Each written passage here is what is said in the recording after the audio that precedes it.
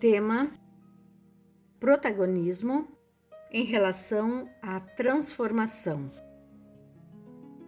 O protagonismo e a relação com a mudança.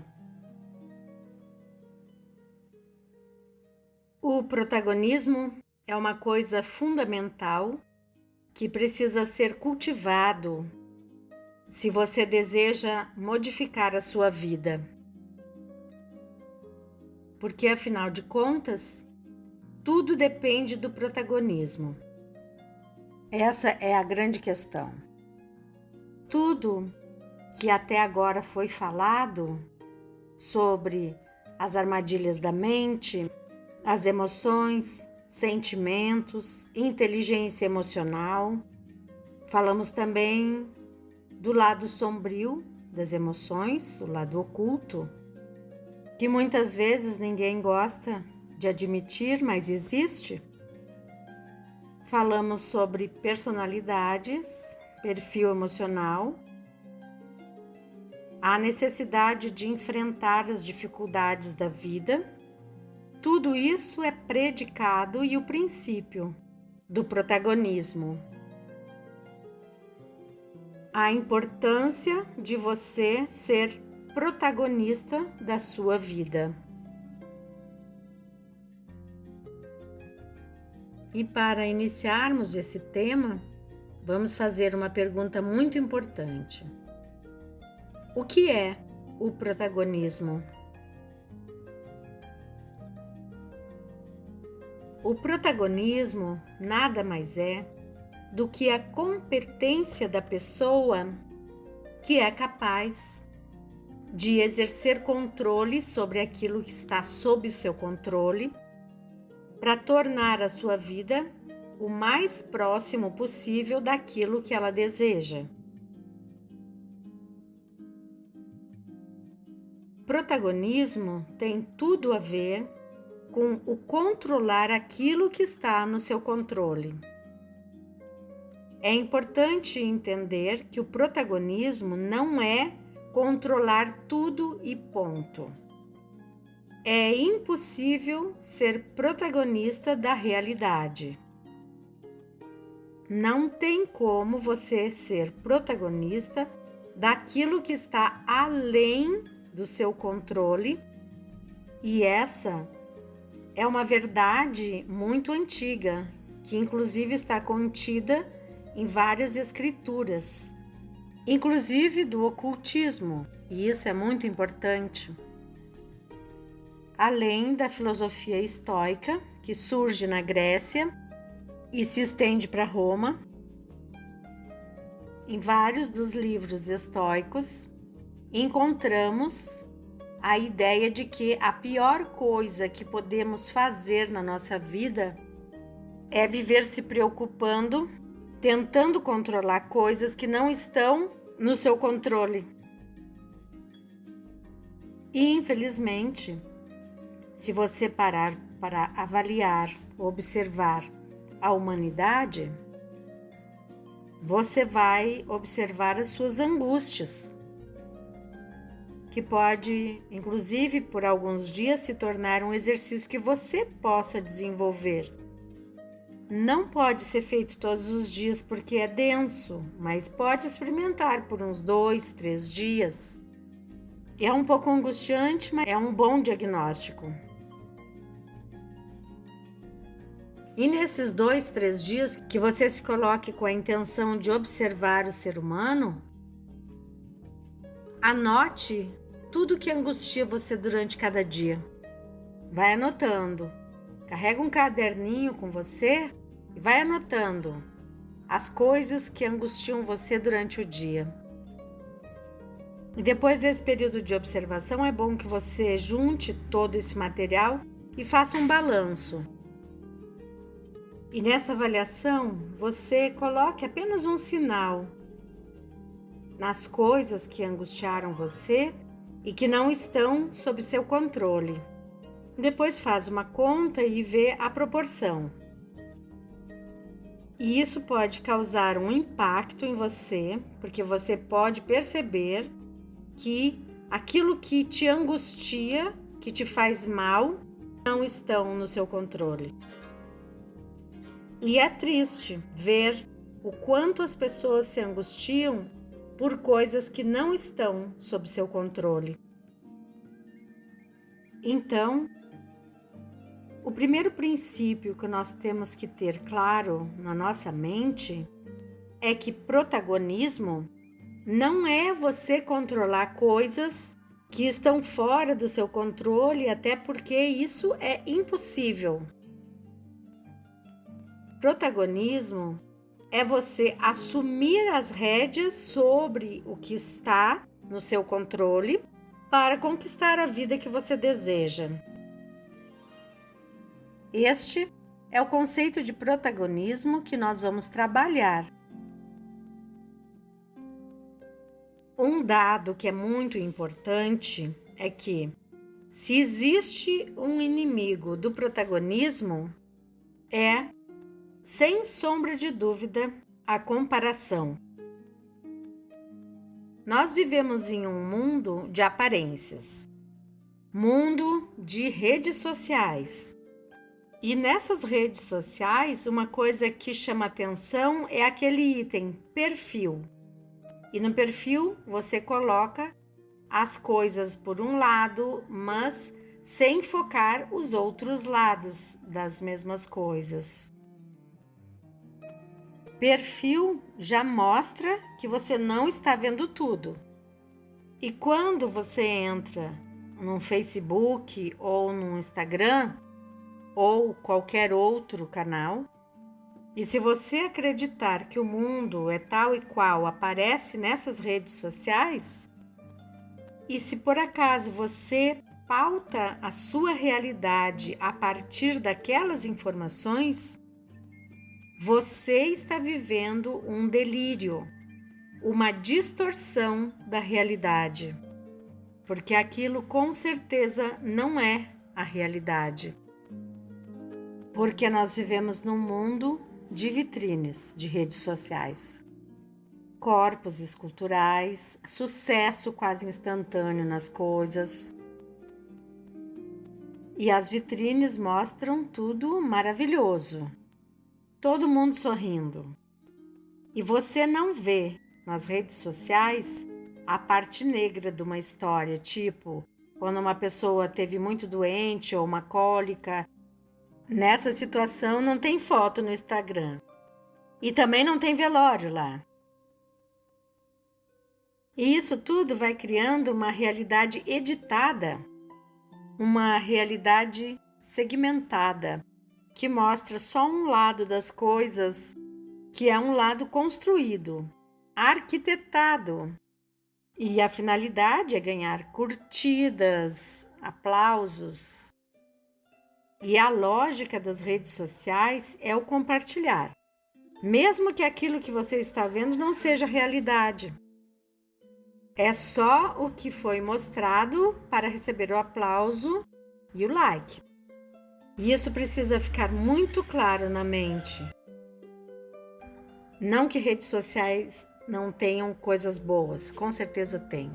Conteúdos de autoconhecimento, de crescimento. Mas a realidade mais comum das redes sociais é a vitrine. E muitas vezes as pessoas acabam desejando viver essas vidas e se frustrando porque não conseguem.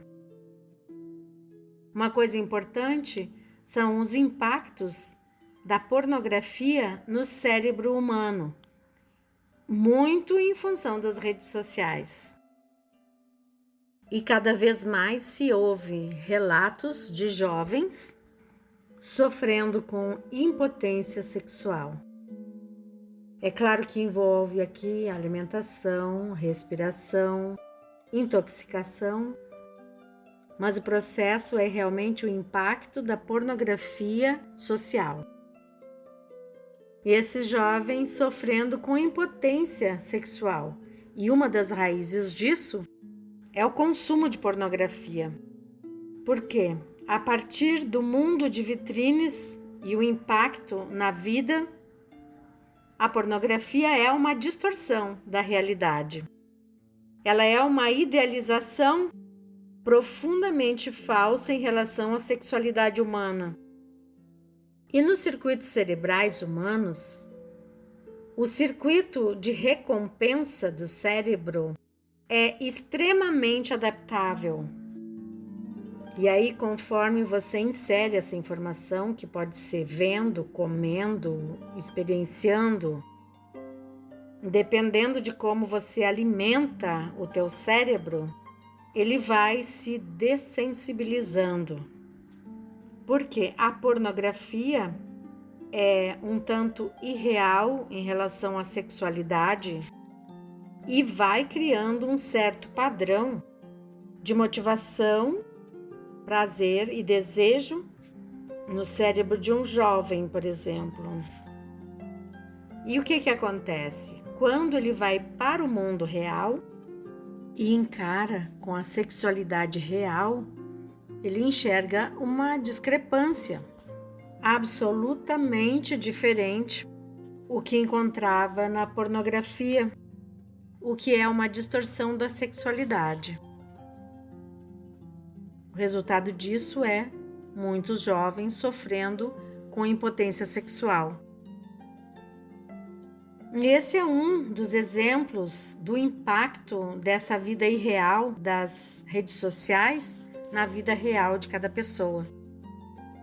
Porque sendo uma ilusão para receber aplausos, conforme a pessoa vai acompanhando e vivendo isso, o cérebro, ainda que inconscientemente, vai acreditando que aquilo é um padrão.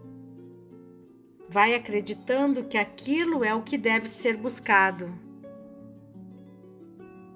E aí nós encontramos uma legião de pessoas absolutamente frustradas porque elas não conseguem ter essa vida de redes sociais que elas acreditam que é real, quando na verdade não é. E aí chegamos a extremos como estragar a própria saúde, buscando aquele corpo que está sendo mostrado, que envolve as próprias frustrações e não para pensar que aquilo é irreal, que o blogueiro tirou 300 fotos para selecionar 2, 3 e ainda ajustar no Photoshop. E essa cultura em relação ao corpo perfeito faz com que o ser humano vá perdendo o carinho pela realidade, porque vai se acostumando na cabeça com uma distorção da realidade. E esse mundo da web, das redes sociais, vai colocando na nossa frente ideais inatingíveis e na maioria das vezes escondendo o problemático, o feio, o sombrio. E esse é um aspecto muito importante. E com uma visão geral que temos do mundo, o insucesso é muito mais provável. Porque se você falhar e não aprender com as suas falhas, dificilmente terá sucesso. É através dos insucessos que nós aprendemos como melhorar para atingir os sucessos. Isso em qualquer área, inclusive relacionamentos.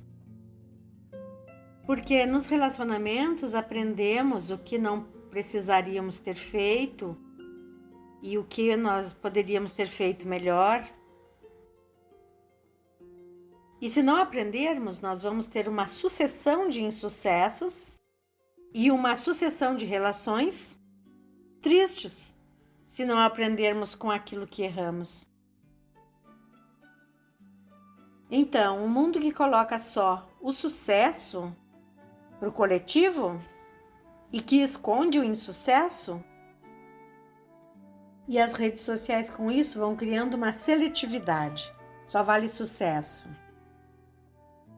Isso é chamado pela ciência o viés do sobrevivente. Você vê o herói que venceu a batalha, mas você não vê todos os passos que ele teve que percorrer, de sofrimentos, de perdas, de medos. E inclusive todos aqueles que estavam lá também, lutando, ralando, sofrendo e não sobreviveram à batalha. E aqui vem um ponto do protagonismo. Protagonismo tem a ver com você ignorar, parar de acreditar que as coisas são como são e ponto final. E aqui se inclui também aquele chavão religioso. Se não deu certo, é porque Deus não quis. Colocando a responsabilidade num outro nível, não em si próprio, não nas suas capacidades, nem na sua preguiça. Inclui também você ignorar aquele ímpeto que vem de dentro de você, porque às vezes ele vem, e ele vem dizendo, não tem jeito, não adianta tentar, para com isso, você não vai conseguir. E esse ímpeto existe dentro de nós. E sempre reafirmando essa ideia de que eu sou assim, a vida é assim, não adianta tentar, as coisas são assim, todo mundo é assim, então para que eu vou tentar? E muitas vezes essa mentalidade fixa vem de dentro de nós. Inclusive o cérebro, por tanta repetição, já aceitou como um padrão.